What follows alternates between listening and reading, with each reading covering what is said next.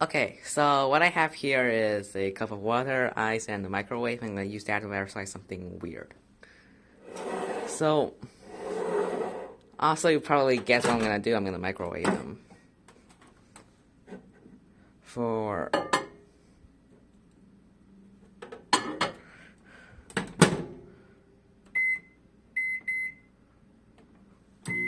for 1 minute. So, generally, a microwave heats things pretty fast, and a potato that's going to be baked for an hour usually just takes 7 minutes or so in the microwave. So, I've been thinking about what will happen if I use it to heat ice. And I suspect it'll melt pretty quickly, so yeah. So now they've been microwaved, let's check the temperature. The water is around 33 C, and it's already pretty warm, but the ice almost didn't melt. So the conclusion is that microwave can barely heat ice. And in order to see why, we have to look at how a microwave works. A microwave works by sending microwaves right through the oven. And microwave is basically a electronic field in waveform.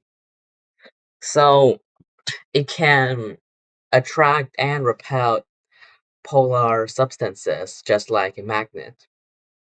And water, which many foods contain, just happens to be a strong polar molecule. So when the microwave passes through food, the water molecule starts to revolve, as you can see from the diagram. And this is a slow version. This is also a slow version. The microwave that the microwave oven uses is typically around 4.9 billion hertz, which means that it flips back and forth 4.9 billion times a second. And so does water molecules. So the water molecules started spinning, and movement generates heat, and that is how they heat food.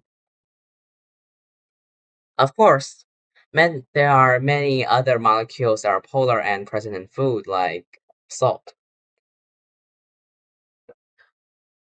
which means that they also start spinning and it eats food much faster. So, this is how a microwave works. And considering ice is solidified water. It contains water, but it is locked into a compact and specific shape that cannot be changed. So the water molecules cannot just move that easily, and it doesn't move that much. So it heats up ice really slowly. But once the ice melts, there is liquid water, and the liquid water can be heated by a microwave. And the heat gets transferred on the ice, and the ice melts. Which is why after you take the result of the last experiment and put it back in the microwave again, the ice melts much faster. So, this is the microwave myth. See you later.